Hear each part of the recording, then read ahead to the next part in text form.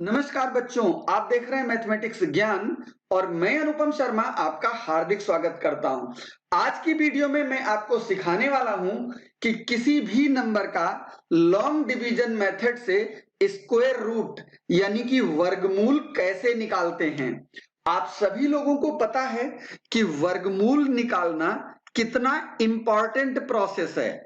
इसका यूज आप किसी भी क्लास के स्टूडेंट हो या आप कंपटीशन की तैयारी करते हो, यानी अगर आप पढ़ाई करते हो तो हर बच्चे के लिए जरूरी है, चाहे वो साइंस साइड का बच्चा हो या फिर वो आर्ट साइड का बच्चा हो।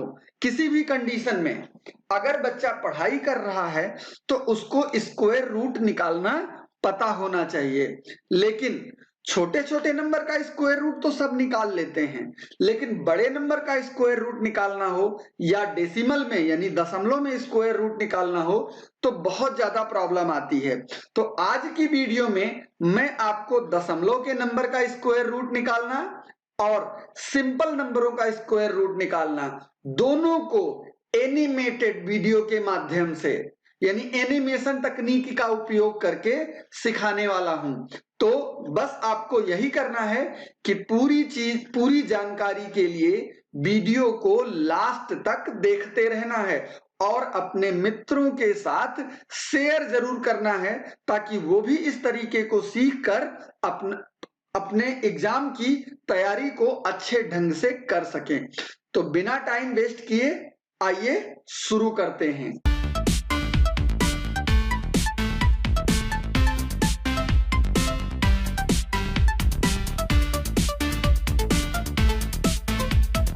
तो आज की वीडियो को मैं एक एग्जाम्पल से आपको करके दिखाना चाहूंगा। तो मैं पहला एग्जाम्पल ले रहा हूं 15,625। मुझे इसका स्क्वायर रूट निकालना है। आपको बता दूं कि जब भी हमें किसी संख्या का स्क्वायर रूट निकालना होता है, वो चाहे सिंपल नंबर हो या डेसिमल यानी दशमलव वाला नंबर हो, मुझे उसके आखिरी से जोड़े बनाने होंगे। अगर सिंपल नंबर है तो मुझे उसके आखिरी से जोड़े बनाने होंगे और अगर दशमलव वाला नंबर है तो मुझे उसके दशमलव संख्या से यानी दशमलव से शुरू करके जोड़े बनाने होंगे। चूंकि ये संख्या एक सिंपल संख्या है, साधारण संख्या है, तो मुझे इसमें जो जोड़े बनाने हैं वो मुझे इधर लास्ट से यानी 25 की तरफ से जोड़े बनाने हैं और दो दो संख्याओं के जोड़े बनाने हैं। अगर आखिरी में जोड़े बनाते समय मेरे पास दो संख्याएं पूरी ना हो तो जितनी बची हो उन्हीं को मैं जोड़े के रूप में उपयोग कर दूंगा। तो सबसे पहले जो हमारा पहला जोड़ा होगा वो होगा 25। दूसरा जोड़ा मेरे पास 56। अब तीसरे में अकेला बचा तो यही एक हमारे लिए जोड़े का काम कर देगा। अब हम नंबर आता है कि मैं टेबल पढ़ूं, कौन सा पहाड़ा इसके लिए रिक्वायर्ड होगा। तो नॉर्मल जो पहाड़ा हम लोग पढ़ते हैं, टेबल पढ़ते हैं 2 1 जा 2, 2 2 जा 4, 2 3 जा 6, वो इसमें पहले नहीं पढ़ा जाता। इसकी शुरुआत जो होती है वो जिस नंबर का मैं टेबल पढ़ूंगा मुझे उसको उसी से मल्टीप्लाई करना पड़ता है। यानी 1 का अगर मैं टेबल पढ़ूं तो 1 से मल्टीप्लाई करूंगा, 2 का टेबल पढ़ूं तो 2 से मल्टीप्लाई करूंगा, 3 का टेबल पढ़ूं तो 3 से मल्टीप्लाई करूंगा। इसका मीन्स इसके लिए मुझे पहाड़े में 1 गुणे 1 बराबर 1, 2 गुणे 2 बराबर 4, 3 गुणे 3 बराबर 9, इस तरीके का पहाड़ा पढ़ना है। उसके बाद मुझे इसमें से ढूंढना है कि कौन सी संख्या मेरे इस पहले नंबर को यानी कि 1 के या तो बराबर हो या फिर उससे छोटी हो। तो आप देखोगे कि ये 1 इंटू 1 इस 1 के बराबर है, तो बस मुझे इसी का उपयोग कर लेना है।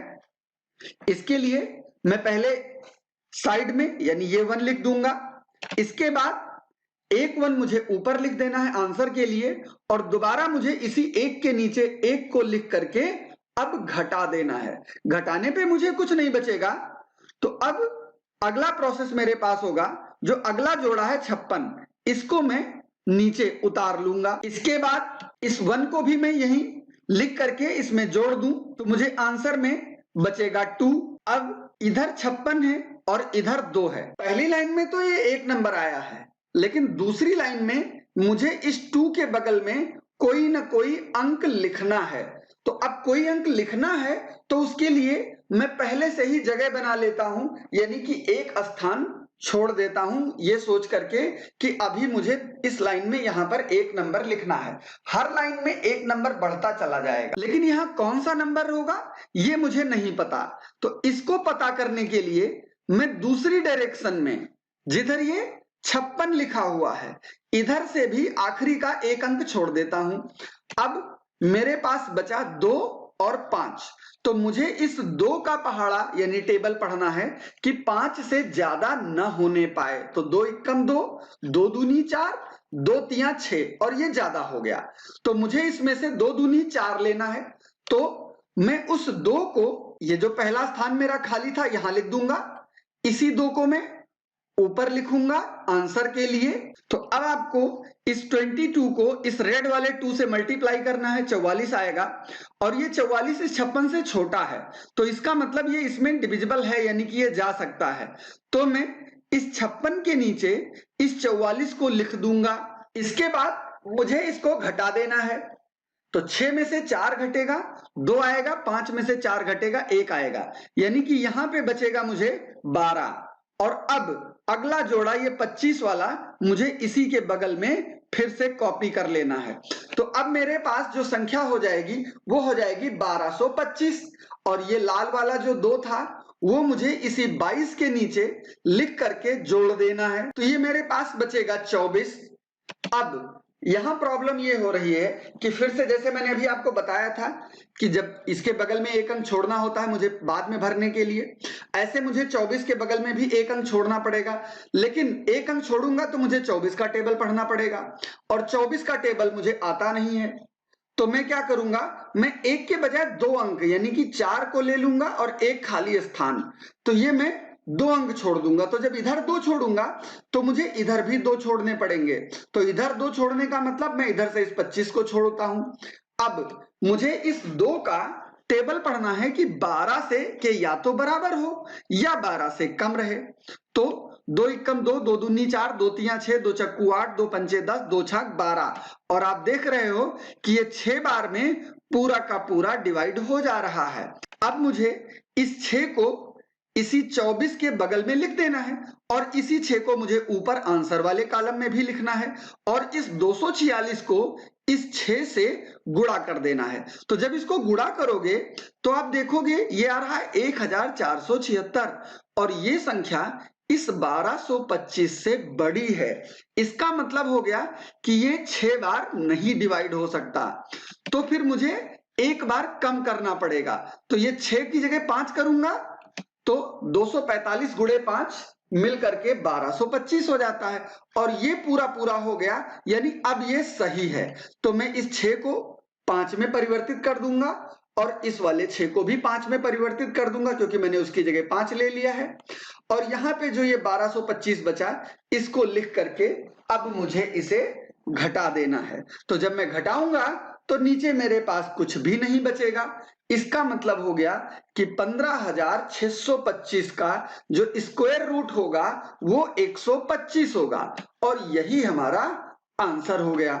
तो उम्मीद है आपको ये समझ में आया होगा। नहीं समझ में आया तो हम दूसरे एग्जाम्पल की तरफ चलते हैं।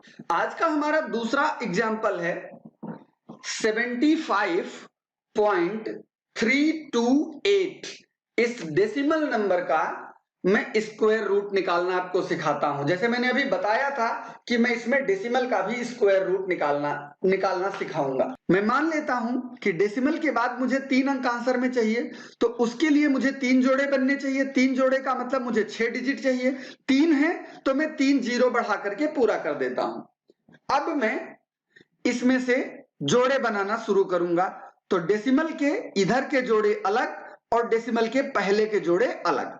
तो इधर लास्ट में तो 3 पूरे पूरे जोड़े मेरे पास मिल रहे हैं, 32, 80 और 00 का। और डेसिमल के पहले एक ही जोड़ा है, वो भी पूरा पूरा है, तो कोई टेंशन नहीं है। मैं इस 75 को भी एक जोड़ा बना लेता हूं। अब फिर से मुझे टेबल पढ़ना है, और टेबल में मुझे यह ध्यान रखना है कि इस तरीके से मैं पढ़ूं कि ये 75 से या तो इक्वल हो जाए या उससे कम रहे। तो 1 1 जा 1 ऐसे करते हुए जब आप टेबल पढ़ोगे, पूरा टेबल लिखोगे 9 9 जा 81 तक, फिर आपको इसमें ढूंढना है कि 75 के इक्वल या उससे छोटा नंबर कौन सा होता है। तो आप इस पूरे टेबल को अगर ध्यान से देखोगे तो ये नंबर आपका 8 इंटू 8 इज इक्वल टू 64। ये नंबर ऐसा है जिसका यूज हम इस 75 के लिए कर सकते हैं।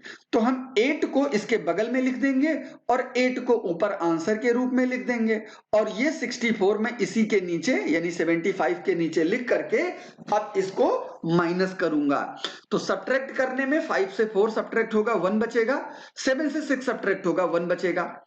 फिर डेसिमल लगा हुआ है तो इस डेसिमल को मैं वापस आंसर में 8 के बगल में लगा दूंगा, और उसके बाद का जो मेरे पास पेयर है यानी कि 32, इस 32 को मुझे इस 11 के बगल में यानी नीचे उतार लेना है।